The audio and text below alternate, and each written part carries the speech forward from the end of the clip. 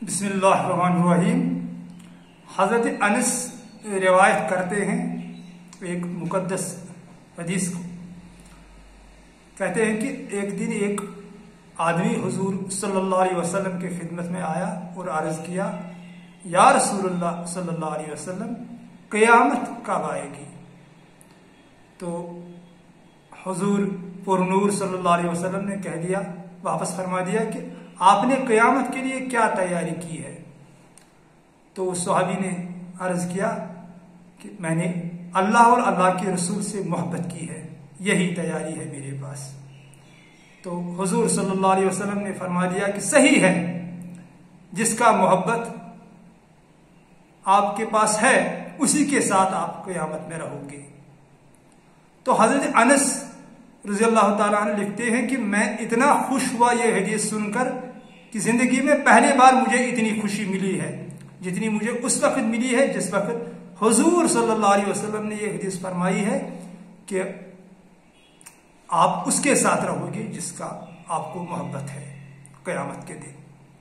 तो दूसरी जगह ताजदार दो आलम सल्लल्लाहु अलैहि वसल्लम ने फरमाया है, अल मरउ महबूबिही ला युखलिफुल क़ल्ब मिन मतलूबिही, यानी इंसान उसी के साथ जुड़ा है जिससे ये मोहब्बत करता है, क्योंकि कल्ब अपने मकसद से जुड़ा नहीं है।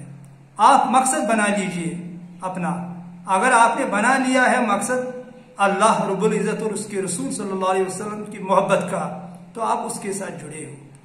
अगर दुनिया से मोहब्बत है तो दुनिया से जुड़े हो, बाकी जो कर रहे हो वो नाटक है।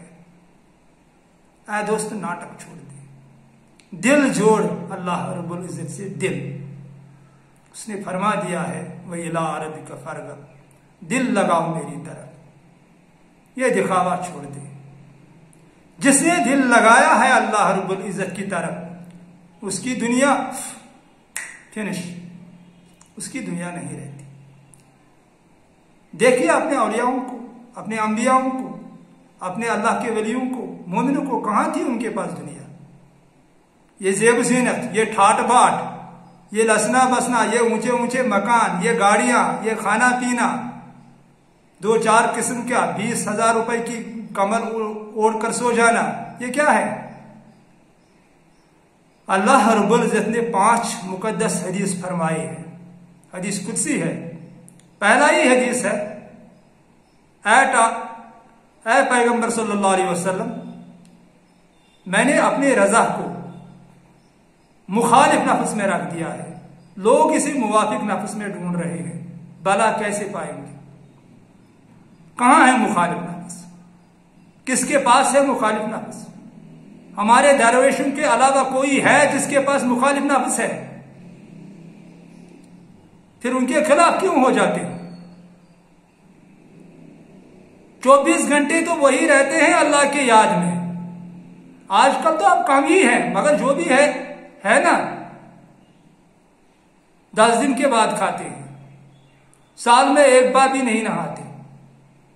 ऐसे भी है, क्योंकि ये रोज रोज नहाना, ये खाना पीना, ये लजीज ग़िज़ा, ये तो मुवाफिक नफ्स है, ये ऐशो आराम, ये ठाट बाट, ये तो मुवाफिक नफ्स है। तो इसमें कहां ढूंढेंगे हम अल्लाह की रजा? खुद अल्लाह रब्बुल इज़्ज़त ने फरमा दिया है कि ये मुवाफिक नफ्स में मेरी रजा नहीं है, ये मुखालिफ नफ्स में है। मुखालिफ नफ्स क्या है? रोजे रखना, कम ग़िज़ाए खाना, रातों को जागना, जो हमारी नफ्स को पसंद नहीं है। तो ऐ दोस्त सोचना, जिसको भी तू दुनिया की तरफ माइल देखेगा ना, समझ लेना गफलत में है। जिसको अल्लाह ताला की तरफ तू माइल देखेगा वो दुनिया से बेजार हो जाता है। इसीलिए तो हुजूर सल्लल्लाहु अलैहि वसल्लम ने खूब फरमा दिया है, मोमिन के लिए दुनिया तो कैद है। कैद में इंसान खुश कैसे रह सकता है? ऐशो आराम से कैसे रह सकता है? काफिरों के लिए जन्नत है, क्योंकि उन्हें चाहिए। आप तो दुनिया तो दूर, दीन का इस्तेमाल भी किया है कुछ लोगों ने पैसा कमाने के लिए। दीन का, दीन इस्लाम का क्या है? दीन इस्लाम गरीबी, आजिजी, मिस्कीनी ले लीजिए। जो भी पैगंबर आए हैं उन्हें ले लीजिए, अल्लाह के वलियों को ले लीजिए। किसी ने दुनिया के ऐशो आराम को पसंद किया है क्या? दीन का इस्तेमाल भी हुआ है दुनिया कमाने के लिए, यानी नफसानियत घुसा दी दीन में। वरना क्या था, हमारा अल्लाह एक, हमारा पैगंबर मोहम्मद रसूलुल्लाह सल्लल्लाहु अलैहि वसल्लम एक, हमारा कुरान एक। तो क्या किया है इसको, कितने टुकड़ों में बांट दिया, किसने बांट दिया? आप क्या इसे वाकिफ नहीं हो? ये क्या है, ये बांटना। वउलमाउन शर्रुन तहत दीन इस्समा, ये हुजूर सल्लल्लाहु अलैहि वसल्लम की मुकद्दस हदीस है।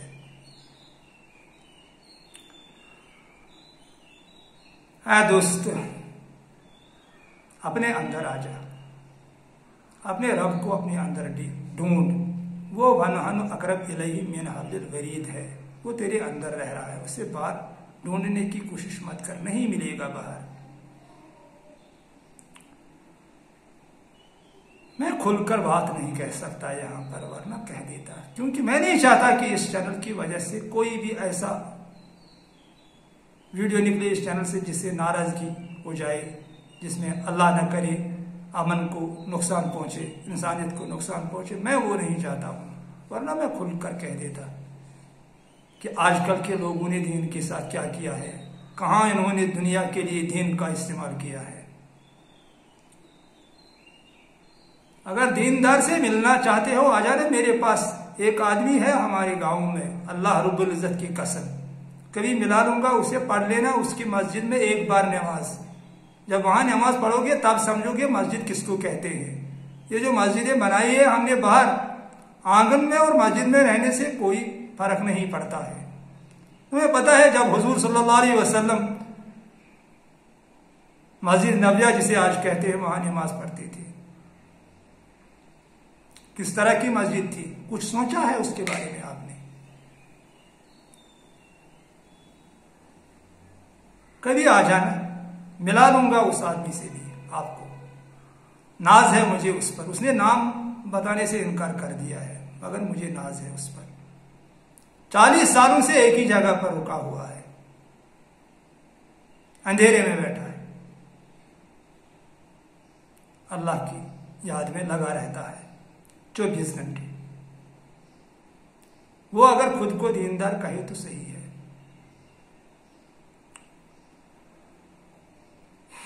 बहरहाल क्या कहूं मैं, इससे आगे मैं कुछ कह नहीं सकता हूं।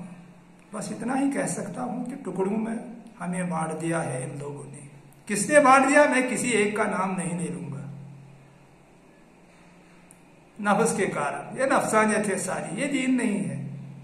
दीन तो वलियों के पास था, अंबियाओं के पास था, उन्होंने हमें टुकड़ों में नहीं बांटा है। हजरत अनस रजी अल्लाह तआला अन्हु एक हदीस का रिवायत करते हैं कि नबी करीम सल्लल्लाहु अलैहि वसल्लम ने मुझे फरमा दिया है कि ऐ अनस, ये जो लंबे वाले वालों लोग होते हैं, नंगे पांव, फटे पुराने कपड़ों में दीवानों की तरह घूमते हैं, इनकी इज्जत करना, क्योंकि इन्हें अल्लाह से इतनी करीबी होती है, जो कुछ भी अपने अल्लाह से मांगते हैं अल्लाह इनकार नहीं करता। तो आजकल जब ऐसा कोई हमें मिलता है तो हम क्या सोचते हैं उसके बारे में, इस बात से आप वाकिफ हो। आपके दीन कहाँ है, कुछ समझ नहीं पा रहे। क्या हुआ है आजकल के इंसान को, ये दीवाना क्यों बन गया है दौलत का, दुनिया का, ऐशो आराम का। कहाँ है ऐशो आराम में अल्लाह की रजा? मुफलिसी का नाम है दीन, आजिजी का नाम है दीन, इनकिसारी का नाम है दीन।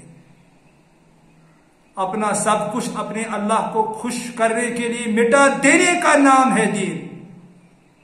अपनी इज्जत, अपनी शोहरत, अपनी नींद, अपनी खुशियां, अपना सब कुछ जो भी है कुर्बान कर दो अल्लाह को खुश करने के लिए, उसको दीन कहते हैं।